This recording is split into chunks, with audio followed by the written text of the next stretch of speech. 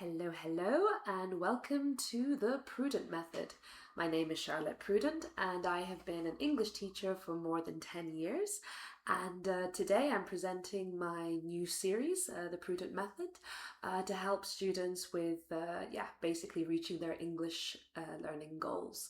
You can use this series as a supplement to my book, The Prudent Method to Mastering English, or you can just sit back and relax and listen to it as a podcast. Well, the episode today is on the topic of Maslow's hierarchy of needs. If you don't know what that is, stay tuned. And to help me talk about it, I would like to introduce my first guest, Mikkel Johansson. Come and join me. Whoa! Careful I don't knock over your tea.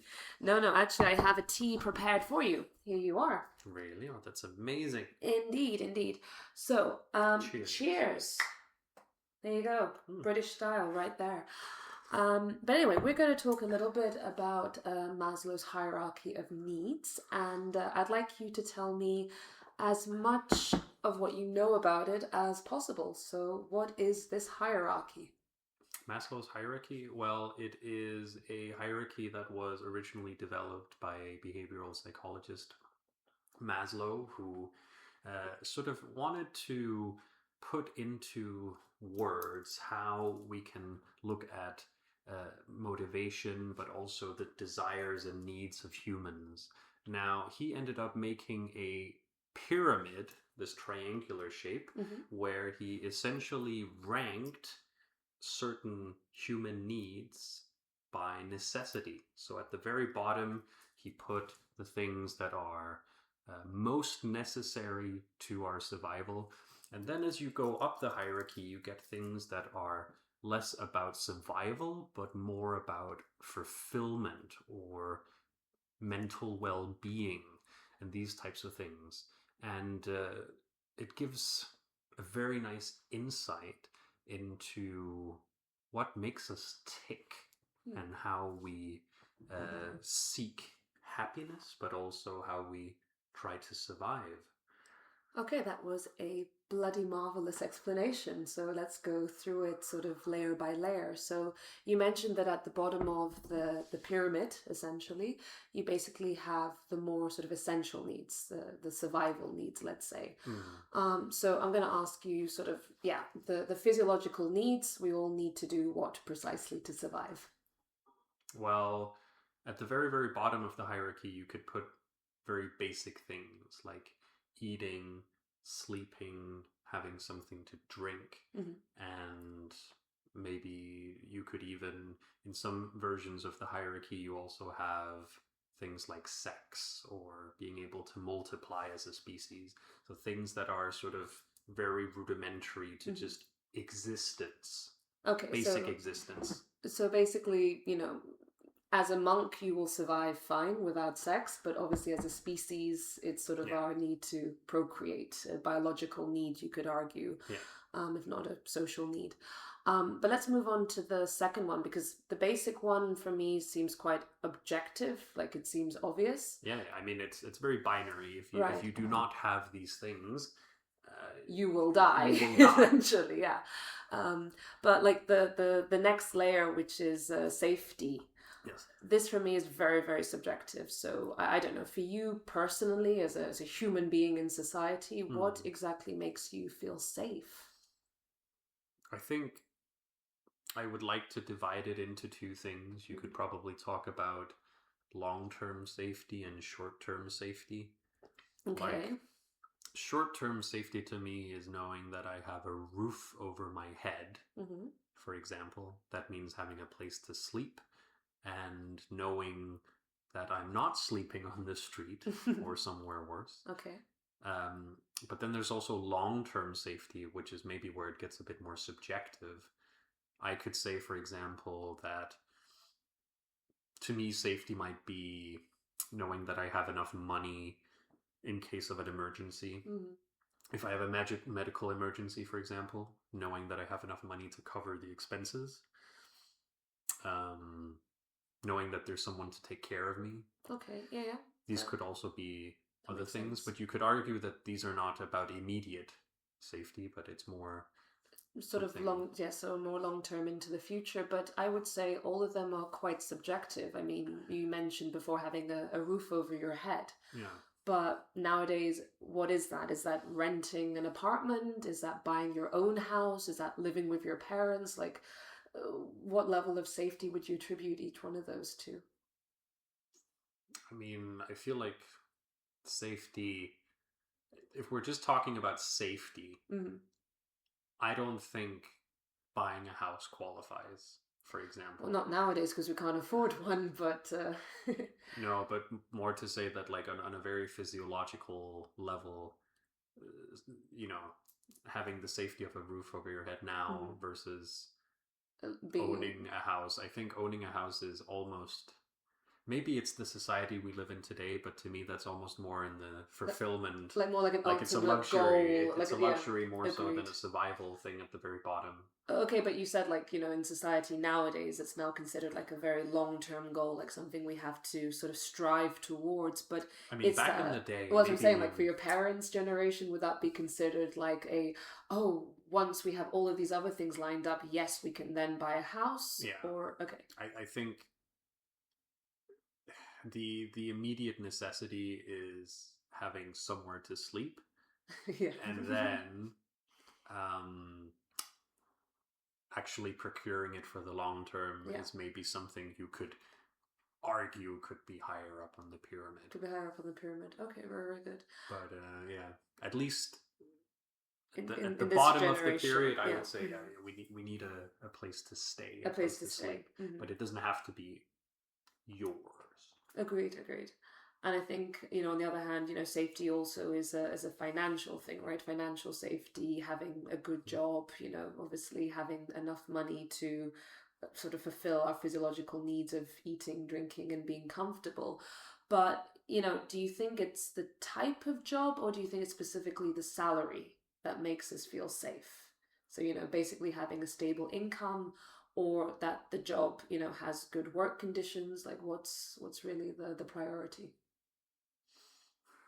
I mean, I don't think if we're still at the safety level, Still in the safety level, we're not with the think- Esteem yet. I don't think the quality of your work really matters at that level. It's just the cash, like the Well, it's more, pay. you could talk about job security, Mm-hmm. the predictability that you can work in the near future, Yeah. and that you have some sort of cash flow. I think you could maybe say that's nice to have in the security level. If you want to feel secure, you can earn enough money predictably. Predictable, yeah, exactly. And actually, we haven't even discussed the health aspect either, because I mean, health safety, in order to be able to do your job well, to get the salary, to be able to live, you need to be in good shape. Let's say you have to be in conditions to do that. So yes. I mean, but here again, I think it's very subjective. I think the baseline is probably just that you should not be ill or sick. Yeah. Like you are in conditions, you are sort of healthy enough.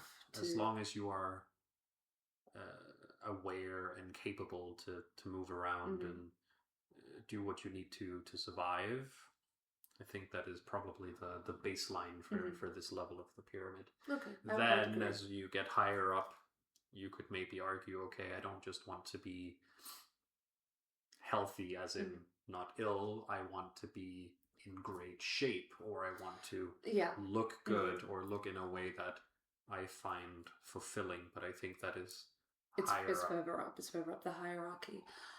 Okay, let's move on to the next level, which is love and belongingness. So the love, I think most of us understand what love is, sort of either romantic or related to family and friends, but belongingness, what does it mean to have a sense of belonging? I guess you could attribute this to community.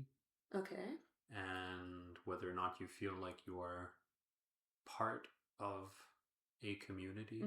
Yeah. What constitutes a community could be anything, many different things. Yeah. It could be a friend group. It could be family.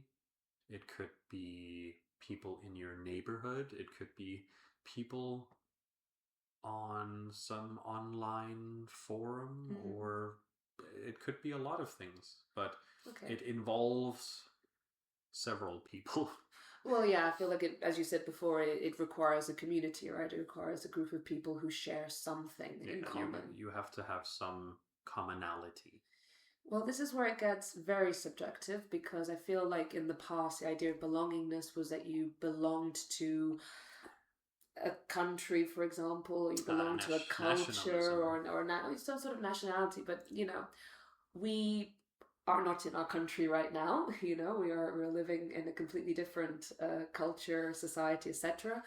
Do we belong? Like, do we still have that sense of belongingness? Like, where, I mean, you mentioned about friend groups. Like, do we derive it from friendship?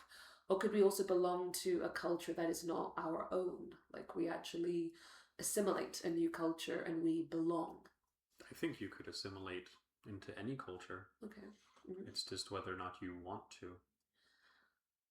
True, but if you move to another country, is it not with the mind that you would want to belong at some point in the future? Or do you feel like, you know, you're always somehow attached to the country that you were born in? I think everyone will always have a little bit of where they came from in them. Okay. Even if they want to, I don't know, become part of a new culture. Okay. But that being said, I mean, sure, you can. I think you can still assimilate anywhere. Okay. Well, as a side question, then, what part of Denmark have you brought with you to lovely sunny Spain? I don't know. That I'm. I don't know. Maybe pedanticness. Being a pedant. Being a pedant. I don't know. Okay. Or timely. Oh, punctuality. Okay. Yeah. Yeah, that could well timeliness, be. punctuality, or I don't know. Yeah, Probably, no, probably something that isn't too dissimilar to Spain is the work mentality, I suppose. What, I think like both it's similar or it's different? both in Denmark and in Spain. Mm-hmm. I think we do think a little bit more about work-life balance. I think in Spain there's a little bit more of a family focus. So Definitely. when people are not working, they find a lot of fulfillment by being with their family. Yeah, definitely, like family engagement, social interaction. Exactly. In Denmark, it's a little less like that, but I think both of us are, you know, work is not the end all of life. Yeah. Agreed. So, yeah. No, I think I like that idea. Yeah, I think I agree with that point of view. The fact that, yeah, there are many things that we have in common, culturally speaking, and that's what sort of keeps us rooted, let's say, even though it's not our land, you know, we can still feel that we have integrated, like we are a part, and we share the same mindset. Right, we're getting up to some very subjective stuff now. Okay. Esteem. What is esteem? How would you sort of define it in other words?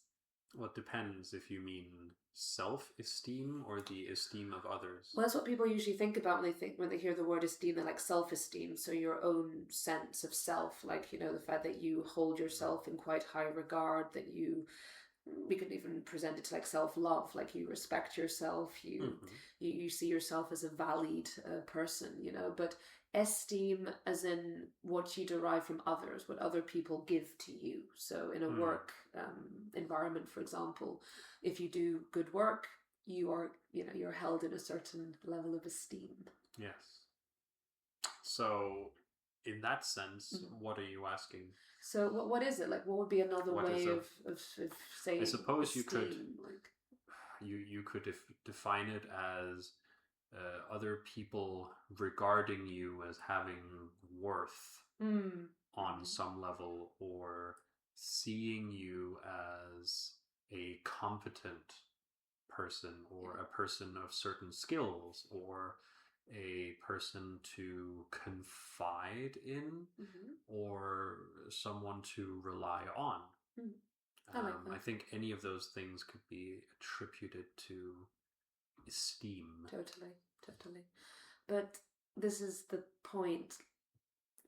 Okay, so I'm going to give you an example here. So you are working in a job that pays a ridiculous amount of money in a good way, Ooh. like a huge amount of money. You can buy a house.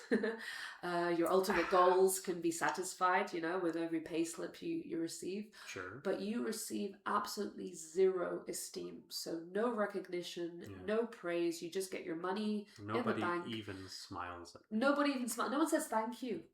They're like, we want you to do this.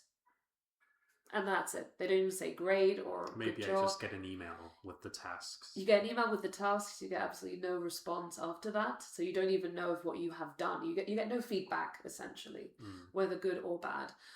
No, pat on the back. Nothing. Can you still be happy in those conditions? I think there's a very important factor. Okay. To consider, and that is whether or not the job I'm doing is a job that I see as my passion.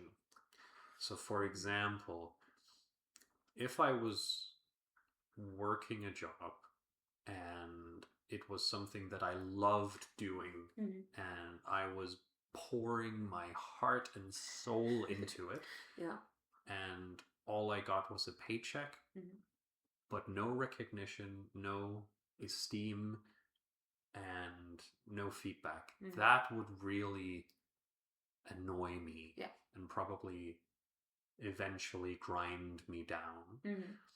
However, if I was doing a job just for the money, it's not my passion. Let's say I was working some, I don't know, cashier job, supermarket job, parking valet job. But with a crazy paycheck. But with a crazy paycheck, or maybe even a better example, something like customer service. One of those particular tasks where you receive a lot of anger from people. Yeah.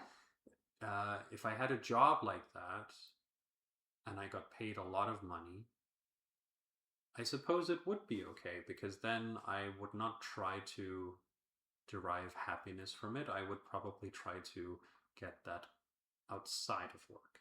That's true, but then a job like, for example, you mentioned customer service here, in that kind of job where you are receiving so much anger, so much hatred towards you because you are the representative of that company, you wouldn't strive to be any better in your job either. So without any sense of esteem, you get your money at the end of the day, but you would never work harder to become something greater in the system. You would not try to, literally with this hierarchy, you wouldn't try to go up the hierarchy because you don't see the point, right? Like you lose all motivation. Not necessarily. I mean, if there were, let's say that there were monetary incentives in place where I could earn even more ridiculous money okay. if I increased my KPIs, my key performance indicators, then maybe I would. I mean, personally speaking, I think I fall into the category of people who once you've covered your basic expenses and once you have just enough money to where you can start saving, anything beyond that starts being not pointless, but just less meaningful. We could say less meaningful. Yeah, I think so. Maybe me personally, I wouldn't work too hard. Yeah, well, maybe other people would. I know that there are people who are very motivated by money. True. I mean, again, I'm not quite sure if it's a generational issue, in the sense that we studied a lot at university, and a lot of those subjects that we studied do not in any way, they've not been transferred to, the sectors that we have chosen to work in after we graduated. So in the end, the passion, that you had when you studied it also doesn't get transferred to the job that you finally find yourself in at the end of the day. Okay, some of us have found our vocation, which is great, but do you think that's a majority thing? Like most of our generation, it's like, you studied history, for example, and then afterwards you work in, I don't know, customer support. It's not really what you went in for at the beginning. So in that example. But then what is your question? As in, so my question whether there here are more is, people that cannot find their vocation, or whether... Well, yeah, because I think we've come to the conclusion that the vocation leads to the motivation to continue doing it. So if you're doing a job that is not your vocation, then in the end, I don't think it even matters how much money you get. You're going to essentially get burnt out, and you're going to lose all drive to continue doing it. I think money is not enough. You need esteem at some point. I'm not sure. I think it depends on the person. Okay. There are some people I think would be very, very happy earning a boatload of money for the rest of their lives. For the rest of their lives, doing something they're not too keen on. But then they they can't hate it, though. I think is the point, that they still have to have some degree of interest in it. Like it must, at least fuel them in the morning. Or just be, I don't know, not too bad. Not too bad, not too good, but not too bad. Yes. Okay, fair enough. I think esteem is important. You have to have it from somewhere. So if you're not getting it in your job, maybe from your family. Maybe you're True. A good family person. But that's where the love and belonging, maybe that sort of gives you that baseline. So without the esteem at work, you get the esteem from the people that surround you in your personal life. Yeah, I think you can make the balance there. Yeah. I think you do need it from somewhere. It's still pretty essential. Definitely. Otherwise, it probably erodes your self-worth eventually. Agreed. Well, in that case, we come to the final level, the ultimate level, and that is perhaps the most subjective of all. It's self-actualization. Okay. And I don't think we use the word actualization to refer to humans in any other category apart from this one, like to be self-actualized. What is that really like? It's a weird one, right? It's really coming to a point in your life where you have not only covered the basic necessities and you have both short-term and long-term safety. You also have a social net of some sort around you. But beyond that, when you achieve self-actualization, it is that you have become a person or are currently living in a way that matches exactly with how you want to see yourself or what you dream of doing or being. That's sort of how I see it. So we could kind of interpret it as reaching your full potential as a person. So becoming the person that you see yourself as being. So yes. Looking in the mirror and saying, yes, that is exactly that is me. Want to be. That's what I want to be. Does that mean there's just one ultimate goal then? Like, we're all born with this ultimate goal and, come hell or high water, we have to somehow reach it? Or can it be multiple goals throughout your life? I don't think there has to be one goal. I think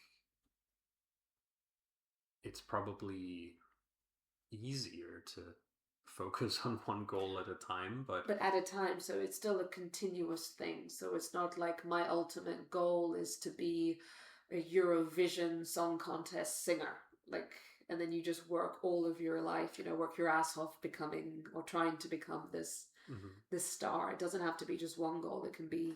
There could be many things. It could be, you want to be in good shape, but you also want to perform well at your job, but you also want to have a family, but maybe you also want to have a nice car. I mean, You all also of want to buy those, a house, yeah. all of those things could be a part of your vision for yourself. That's true. So it could be a plethora of things. Of things. But I think where it's interesting is maybe debating whether or not self-actualization can ever be fully achieved. Like, what happens if you actually achieve your goal? Is the goalpost then pushed forwards, or do you just die happy then? You know, some people, they live by this mantra of stay hungry.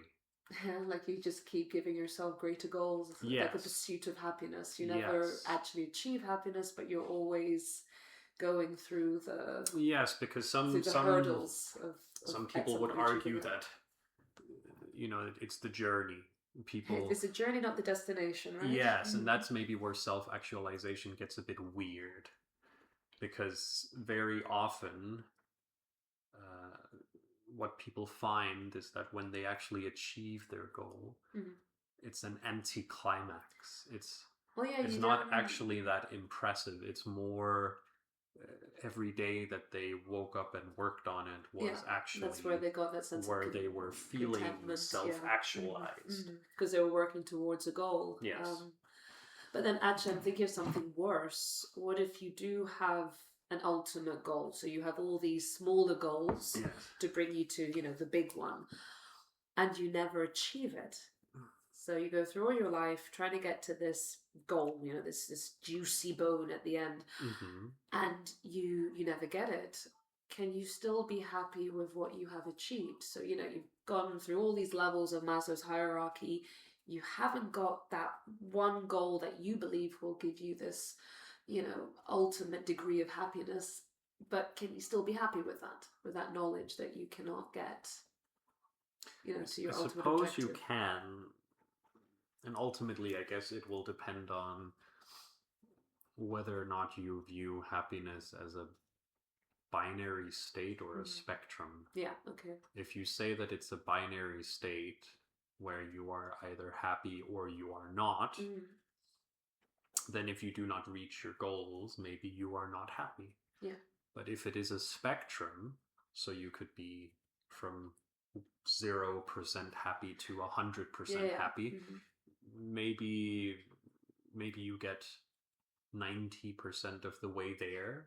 You achieve most things. Maybe you don't become the world's richest person, but you manage to do some other things. Maybe you manage to have the family life that you wanted. Maybe you manage to travel the world. Maybe you I don't know, have the best friends on the planet, and then maybe that's most of the things. So I suppose you could be partially self-actualized, at least if it is on some spectrum. On some spectrum. No, it's true, and maybe that's why it's called self-actualization, but it's not called happiness, because you can still be happy having achieved the other, you know, levels, for example, but or even just pursuing it. Or just pursuing it, exactly. Always in the sort of going through the phases of pursuing something or trying to reach the next objective. But that is Maslow's hierarchy of needs. Yes. And I'm out of tea. You're out of tea. Okay, we're going to have to make another batch. But thank you for coming here. Thank you for coming here and discussing it with me. Yes. I hope everyone has learned a little something, or at least something that is food for thought. To keep you, going strong on your journey of self-discovery in English. So thank you again, Mikkel, for coming. Thank you. I'll see you in the next one. See you in the next one.